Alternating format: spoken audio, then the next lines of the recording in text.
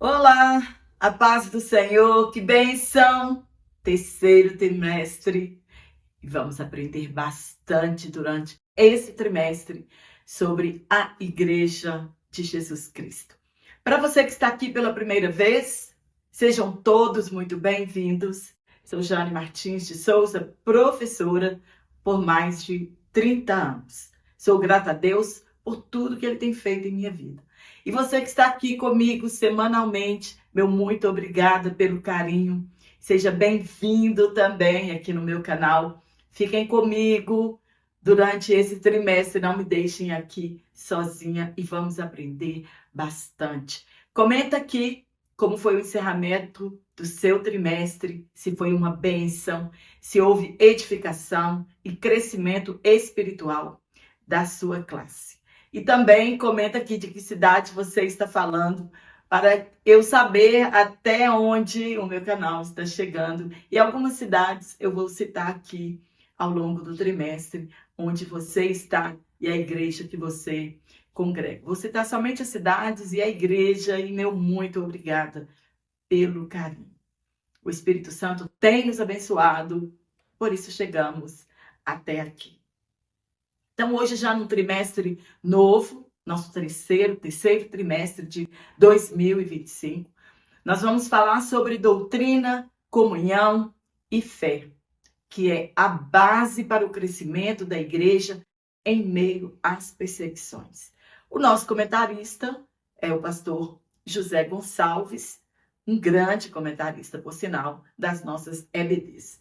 E quem não se lembra que no primeiro trimestre de 2024, nós também estudamos sobre a igreja, sobre uma outra visão, uma ótica diferente, e o comentarista também foi o pastor José Gonçalves.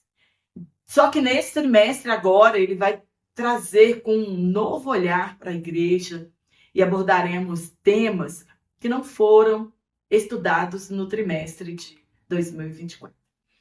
Alguém pode pensar, estudar sobre igreja novamente, vai ser um trimestre sem empolgação, e outros vão dizer, eu já sei tudo sobre a igreja, o que nós vamos aprender mais durante esse trimestre? A palavra de Deus nos ensina a cada amanhecer. E claro, vamos aprender muito mais. E eu vou lançar um desafio para você. Nós sabemos que nós vamos entender sobre a caminhada da igreja, as perseguições, quando nós lemos todo o Novo Testamento. Porque as cartas, elas falam sobre a igreja. O livro de Atos fala sobre o início do cristianismo, sobre o início da igreja. Apocalipse trata sobre a igreja, a perseguição e a sua vitória. Então, vou lançar um desafio para você. Você que não conseguir, leia todo o livro de Atos durante 3 meses. E você que gosta de desafio, leia o Novo Testamento agora, nesse terceiro trimestre. Nós já lemos o Evangelho de João, tivemos 3 meses para ler o Evangelho de João. E se você conseguir, leia então todo o Novo Testamento, para você ficar bem atualizado sobre o que nós vamos entender e estudar durante o trimestre. Vamos fazer um mergulho no início da igreja primitiva e aprenderemos com a Bíblia Sagrada o segredo do sucesso espiritual da igreja primitiva. Quer saber sobre a igreja? Quer saber sobre sua história? É ler Atos dos Apóstolos, ou como muitos preferem chamar, Atos do Espírito Santo. Você tem algum projeto engavetado, esperando somente o tempo oportuno para tirar de lá e executá-lo? A igreja é um dos projetos de Deus que ficou por muitos séculos oculto aos olhos da humanidade. O Antigo Testamento não menciona a igreja, a congregação de Israel.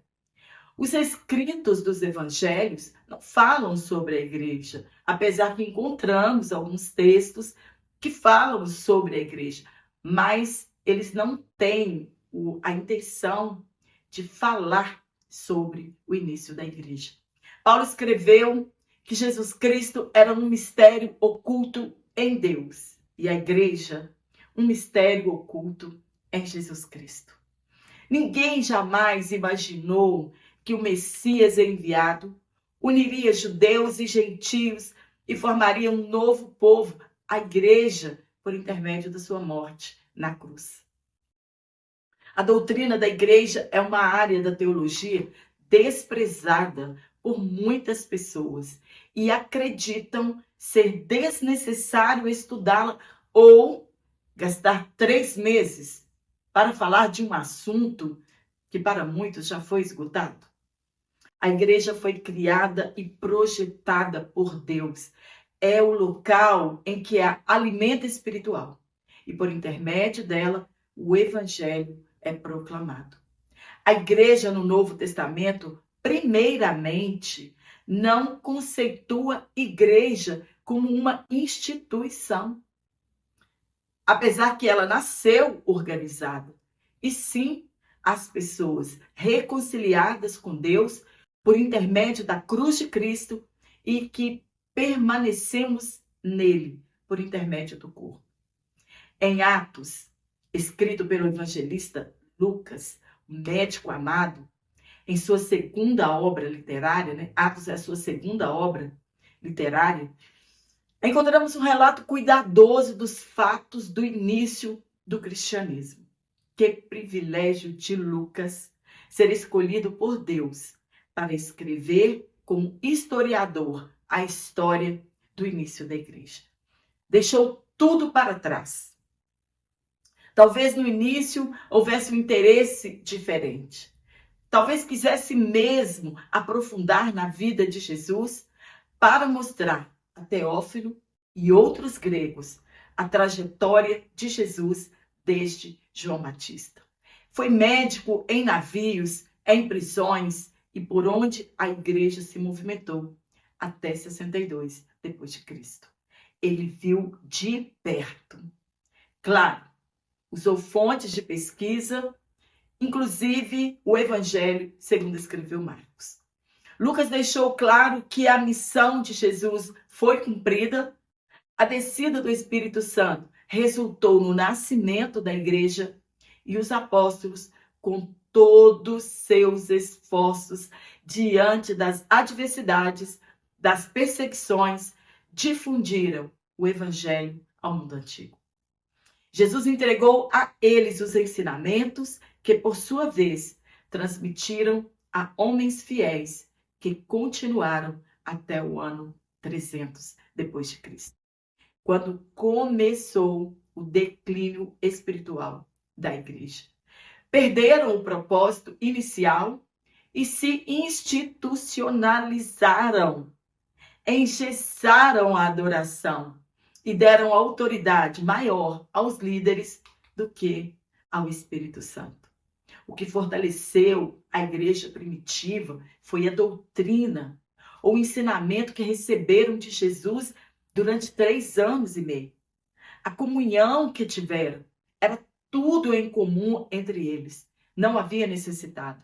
E a fé moveu as ações daquele pequeno grupo que recebeu vida no cenáculo, quando Jesus soprou sobre eles o Espírito Santo e poder do alto no dia de Pentecostes. Hoje, líderes milionários, megas igrejas e membros pobres. Não se importam. Esse não foi o evangelho deixado por Jesus. O que nós vemos hoje, o que nós assistimos hoje, não foi o que Jesus ensinou. Não há unanimidade entre historiadores e teólogos sobre a igreja ter de fato nascido no dia de Pentecostes. Alguns acreditam que o dia de Pentecostes foi a sua inauguração como igreja. Então fica comigo até o final desta aula e juntos vamos aprender bastante sobre o início do cristianismo e da igreja. Na lição 1, nós vamos falar sobre a igreja que nasceu no Pentecostes. O texto que foi tomado para nós estudarmos está em Atos, capítulo 2, verso 1 a 14. A igreja nasceu pentecostal e o evangelho foi pregado e espalhado para o mundo daquele tempo. de Jerusalém para o mundo. A igreja era um projeto de Deus, executado por Jesus e o crescimento dado por intermédio do Espírito Santo. Ele é o sucessor de Jesus depois de sua partida. Foi um templo espiritual construído, edificado no dia de Pentecostes.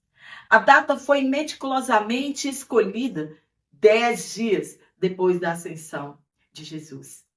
Uma festividade que acontecia 50 dias depois da Páscoa.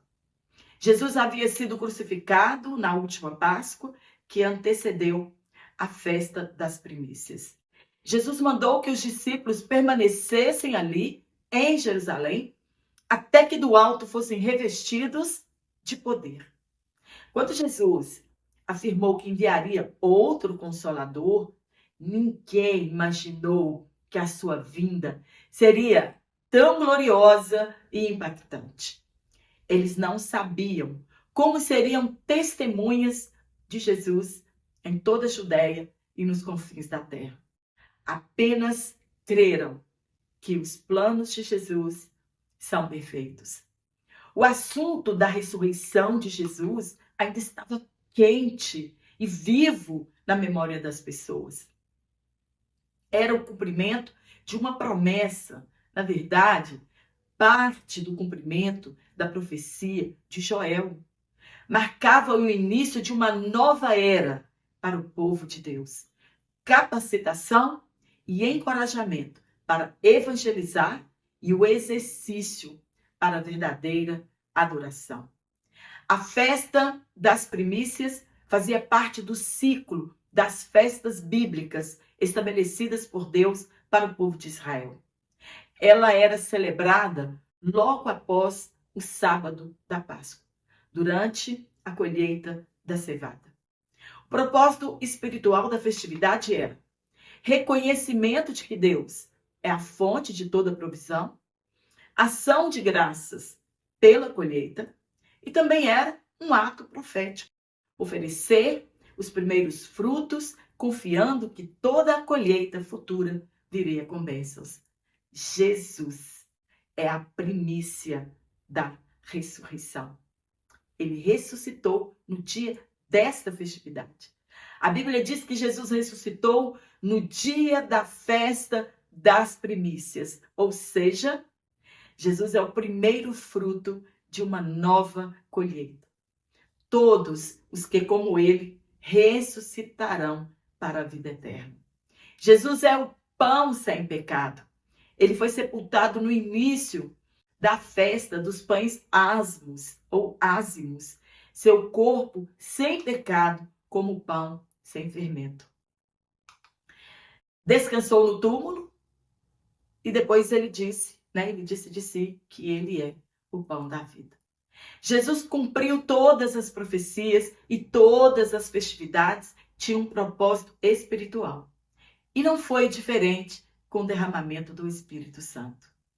O dia de Pentecostes, ou Shavuot. A data, 50 dias após as primícias.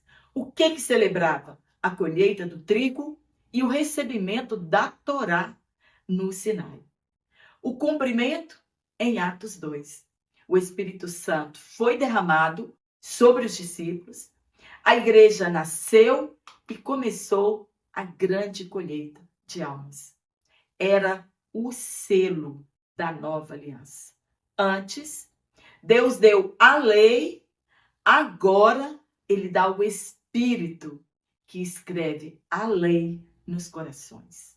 Entre aspas, mas recebereis poder ao descer sobre vós o Espírito Santo e sereis minhas testemunhas. O dia que entendermos que há propósito em todas as coisas, seremos cristãos diferentes e nos esforçaremos, como os discípulos, em espalhar o Evangelho de Jesus. No primeiro tópico, nós vamos falar sobre a natureza do Pentecoste bíblico. Primeiro ponto, ele é de natureza divina. Então, o Pentecoste, ele é de natureza divina. Lucas descreve uma cena gloriosa e não poderia ter sido diferente, a chegada do Espírito Santo à Terra. Quando Jesus nasceu, o céu manifestou a sua glória e com a vinda do Espírito Santo, houve grande manifestação de poder. Era digamos assim, entre aspas, um insight do que seria a vida da igreja com a presença do Espírito Santo. Era a prova que era divino todas aquelas manifestações. Primeiro acontecimento, um som como de um vento veemente. O vento, ele é símbolo do Espírito Santo. Ele traz vida onde chega, traz movimento e transformação. O som é para mostrar que era algo sobrenatural vindo da parte de Deus. Segundo acontecimento, viram o que parecia línguas de fogo que se separaram e pousaram sobre cada um deles. O que o fogo representa? Ele representa presença divina, pureza e santificação, juízo e poder. Entre aspas, nosso Deus é fogo consumidor. O Espírito veio purificar, queimar o velho eu e consagrar os discípulos. O fogo pousar individualmente mostra que cada crente tem uma chamada e uma unção pessoal diferente. Todos ficaram cheios do Espírito Santo e começaram a falar noutras línguas. Foram revestidos de poder, tanto os homens quanto as mulheres. Receberam coragem para testemunhar às milhares de pessoas ao redor do mundo. Receberam alegria espiritual e dons espirituais.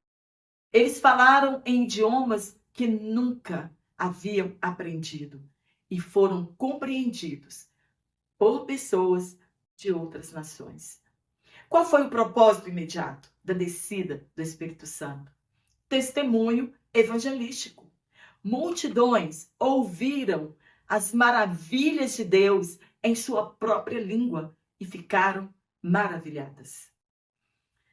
Ele é a reversão da Torre de Babel. Lá, na Torre de Babel, houve confusão de línguas e separou as pessoas. Aqui no dia de Pentecostes, agora o Espírito Santo, ele une as pessoas na diversidade. Lá foram separadas por causa da diversidade. Deus está unificando povos e culturas em um só corpo espiritual. E o falar noutras línguas é o sinal visível do batismo no Espírito Santo. São sinais que manifestam a presença de Deus, que são chamados de teofania. Em todas as vezes que Deus se manifesta, há sinais gloriosos como fogo, trovão e relâmpagos.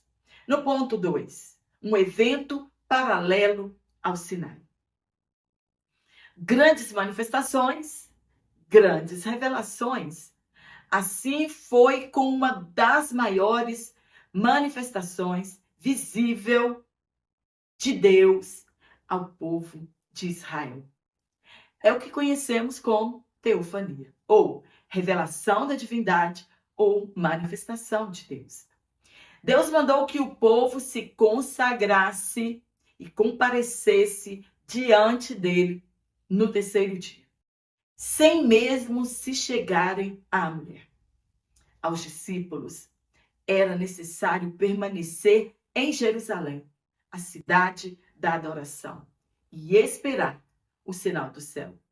Conheciam a Torá e que Deus se manifesta onde há santidade e foram orar até que chegasse o momento. No Sinai, 3 meses depois da saída do Egito, Deus entregou ao povo a sua lei. O monte ficou coberto de fumaça como uma fornalha, o monte tremia e o som da trombeta cada vez mais forte. No Sinai, a lei foi escrita em tábuas de pedras. No Pentecostes, a lei foi escrita na tábua dos corações. Foi o encontro do Espírito Santo com a igreja. Deus estava inaugurando uma nova aliança, espelhando a antiga, mas agora com poder espiritual, coração regenerado e graça. Ambos os acontecimentos causaram assombro e temor às pessoas. No Sinai, Moisés foi o mediador da aliança, a lei. No Novo Testamento, Jesus é o mediador da nova aliança. Ele é eterno. No Sinai, 3.000 pessoas morreram por pecarem. No Pentecostes, 3.000 almas se renderam a Cristo no primeiro discurso de Pedro. Na lei, ninguém podia se aproximar do monte ou de Deus.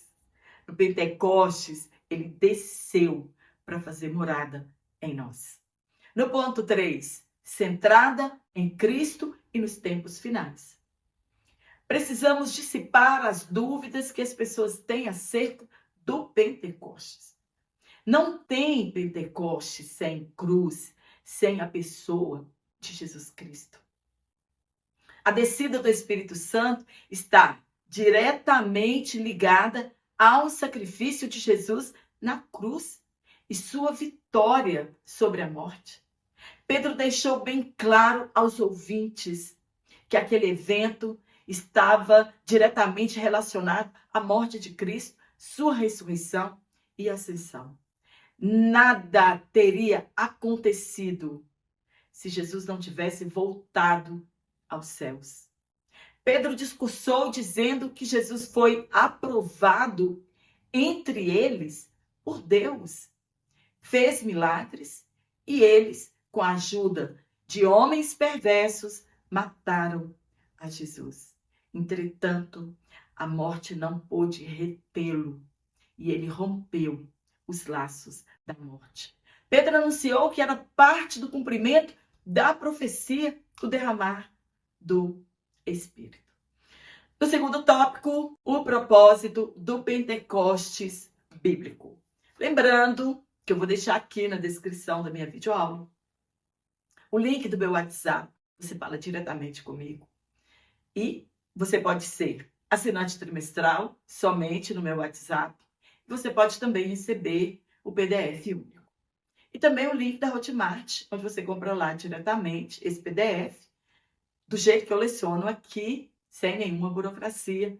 Lembrando que aos domingos eu não estou disponível. Será uma satisfação ter você lá no meu WhatsApp. Então, no segundo tópico, o propósito do Pentecostes bíblico. Qual foi o propósito? Já falei anteriormente. Deus não fez e não faz nada sem um propósito claro. No primeiro ponto, qual foi o propósito? Promover a verdadeira adoração. No passado, o povo era adorador, mas não havia sinceridade na adoração. Era uma adoração exterior. Adoravam com a boca, entretanto, o coração estava longe de Deus. Muitas pessoas gostam do movimento promovido pela igreja, pelas atrações, pelos trabalhos, mas não se atentam e perdem de vista o que o Espírito Santo pode fazer em nosso interior. É a palavra de Deus em nosso coração. Quando o Espírito Santo desceu, ele promoveu temor e tremor nas pessoas. Foi adoração pura e verdadeira. Os discípulos falaram noutras línguas e magnificavam a Deus. As pessoas os ouviam falar em seu próprio idioma acerca das grandezas de Deus, bem diferente das manifestações ocorridas na atualidade em muitas igrejas. Nada de santidade, nada de revelar pecado, nada de glorificar a Deus. É culto em que o tal profeta é endeusado e toda honra e glória é revertida a Ele. E cada vez ficam mais caros os seus cachês. O Espírito Santo que habita em nós, ele habita em nós para promover não o nosso nome, mas o de Deus. E a glória e a honra pertencem a Ele. Com a presença do Espírito Santo em nossa vida, a nossa adoração é verdadeira, em espírito e em verdade. Se alguém disser ser pentecostal e não adora, algo está errado. Não é bíblico. As pessoas que estavam naquele culto pentecostal magnificavam a Deus. Sim, Pedro ouviu gentios e viu batizados no Espírito Santo magnificando a Deus. É isso que o nosso ajuntamento deve promover. Glórias a Deus. Paulo escreveu que um crente pentecostal, cheio do Espírito Santo, entre aspas, dá bem as graças. Mas sem interpretação, pode ser que não edifique outras pessoas. O segredo é render adoração a Deus, para que outros entendam e também possam adorar a Deus e magnificar seu nome. As línguas estranhas, sem intérprete e fora de contexto, devem ser faladas consigo mesmo. O fogo pentecostal, ele promove o verdadeiro louvor. No ponto 2, poder para testemunhar. Além de promover a verdadeira adoração, ele promove poder para testemunhar, coragem para falar do evangelho. Lembra de Pedro? Acuado em um cenáculo e agora revestido de poder e de coragem, nem parece ser a mesma pessoa. Falou com intrepidez, ousadia, sem nenhum medo dos religiosos. Ao contrário, falou-lhes que foram eles que mataram a Jesus. Para testemunhar, você precisa conhecer as promessas das Escrituras.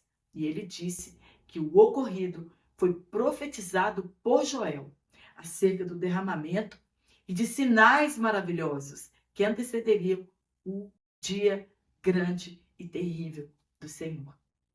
Não podemos nos isolar do mundo. Não fomos chamados e capacitados para isso. Ficar com os dons somente para você. Profetizar somente na igreja. Expulsar demônios e orar por curas somente na igreja. Fomos tirados do mundo para sair para fora e anunciar a verdade do Evangelho. Isso que é ser igreja. Somos testemunhas no mundo e devemos cumprir nossa missão até Jesus vir nos buscar.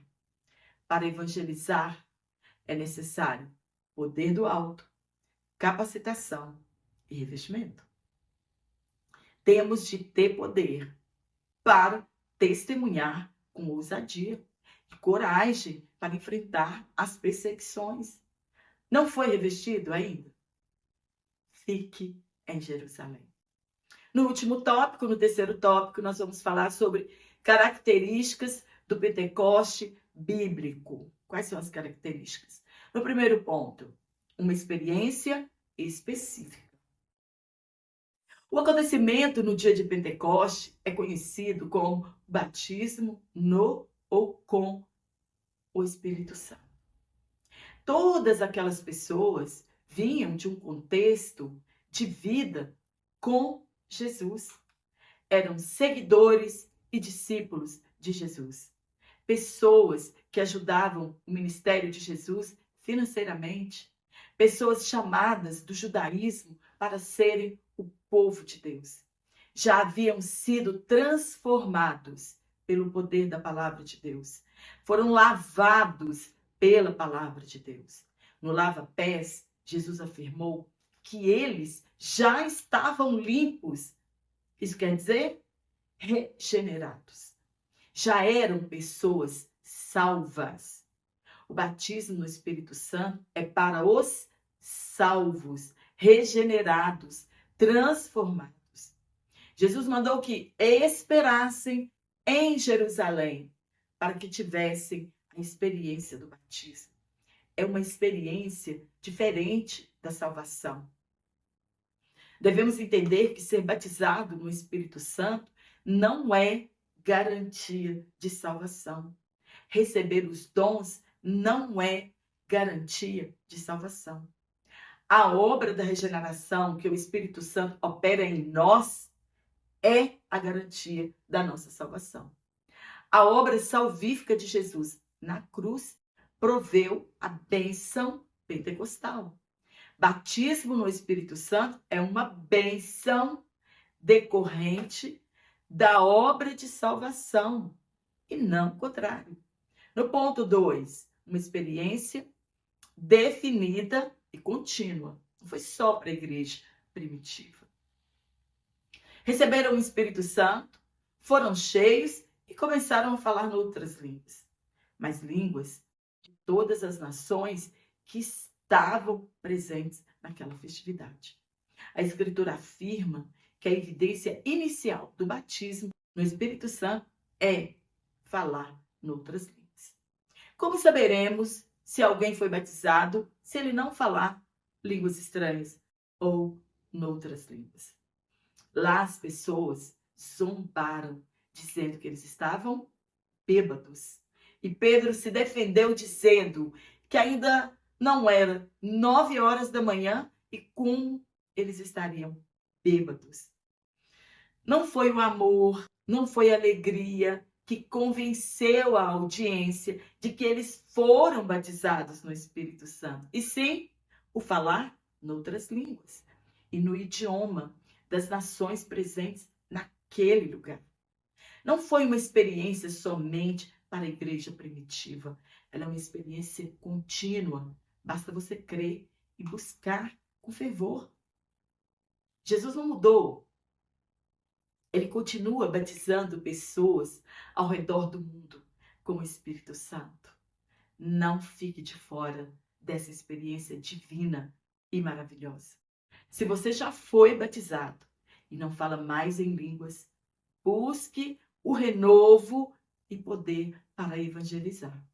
Ninguém antes do Pentecostes falou línguas estranhas. Nem mesmo Jesus falou quando foi ungido para o seu ministério terreno. Ele foi capacitado do alto para a missão. E o derramamento era para depois da sua ascensão, quando viesse o Consolador, o Espírito Santo. No ponto 3, as línguas e o amor. Falar em línguas, nós estamos sendo aqui até repetitivo, né, gente? Falar em línguas é evidência do batismo, enquanto o amor é maturidade espiritual. Somente um crente maduro espiritualmente terá a experiência do amor derramado em seu coração. E quem também opera isso em nós é o Espírito Santo. É ele que derrama o amor de Deus em nossos corações. Então, o amor não é um sinal de que você foi batizado com o Espírito Santo. Paulo escreveu para uma igreja pentecostal. E o amor não é enchimento. Ele é crescimento e maturidade. Amém? Espero ter te ajudado com este comentário de introdução. Né? Hoje nós estamos vendo uma visão panorâmica sobre tudo que nós vamos tratar durante este trimestre. Estude bastante, leia a palavra de Deus, ela nos edifica, também nos dá maturidade espiritual. E você vai ser um professor mais excelente na sua sala de aula. Quero mandar um forte abraço para todos vocês. E também para meu amigo em particular, pastor João Vali, toda a sua equipe de professores no Espírito Santo em Vila Velha. Deus abençoe você, abençoe seu ministério, abençoe sua primeira aula do trimestre. E eu espero você aqui na nossa próxima aula, se Deus assim nos permitir, então.